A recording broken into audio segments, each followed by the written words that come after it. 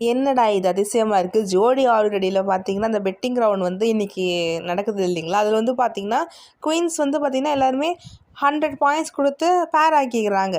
எப்போவுமே வந்து ஒரு அப்படியே ரொம்ப கன்ஃபியூஸ். நம்ம 2 சீசன் பார்த்தவரைக்கும் கன்ஃபியூஸ் ஸ்டேட்டில் யாராவது ஒருத்தர் தான் நான் 100 கொடுத்து இவங்கள நான் பேர் ஆக்கிக்கிறேன் அப்படின்னு சொல்லுவாங்க. இன்றைக்கி வந்து சூப்பராக இருந்துச்சு எபிசோட் பார்க்கறதுக்கு. 3 பேரா 2 பேரா அவங்க வந்து அப்படியே 100 கொடுத்து பேர் ஆக்கிக்கினாங்க. அது ரொம்ப அழகாக இருந்துச்சு பார்க்கறதுக்கு.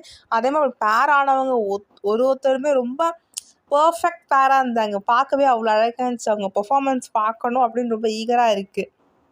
அதில் மெயினாக வந்து இப்ராஹிம் வந்து ஆல்ரெடி எனக்கு தெரியும். Which means dance Jodi dance Zee தமிழில் வந்து கனெக்ட் பண்ணாங்க இல்லைங்களா. அதில் வந்து ஒரு ஃபர்ஸ்ட் ரன்னர் அப் ப்ரைஸ் வந்து வின் பண்ணாங்க.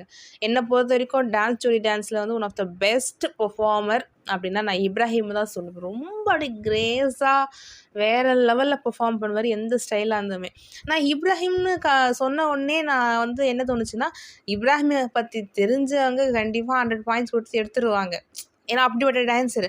அதே மாதிரி ஒரு பொண்ணுக்கு வந்து இப்ராஹிம் பற்றி தெரிஞ்சிருக்கு. அவங்க டான்ஸும் வேறு லெவலில் இருக்கும். ஸோ 100 பாயிண்ட்ஸ் கொடுத்து எடுத்துக்கினாங்க. அவங்க பேர் பார்க்க எனக்கு ரொம்ப பிடிச்சிருக்கு. சாட்டிஸ்ஃபையாக இருந்துச்சு.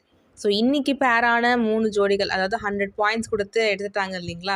3 பேருமே அவ்வளோ ஒரு நல்ல பார்க்கறதுக்கு பேர்னால் இப்படி தான் இருக்கணும் அந்த மாதிரி இருந்தாங்க. ஸோ டான்ஸ் பர்ஃபார்மன்ஸ் வந்து பார்க்கறதுக்கு ரொம்ப அழகாக இருக்கும் போதுன்னு நினைக்கிறேன்.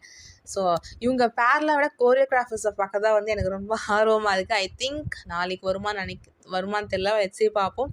ஓகே கைஸ், உங்களுக்கு எந்த பேரை ரொம்ப பிடிச்சிருக்கு அப்படின்னு கமெண்ட் செக்ஷனில் ஷேர் பண்ணுங்கள். நாளைக்கு என்ன நடக்குதுன்னு பார்ப்போம்.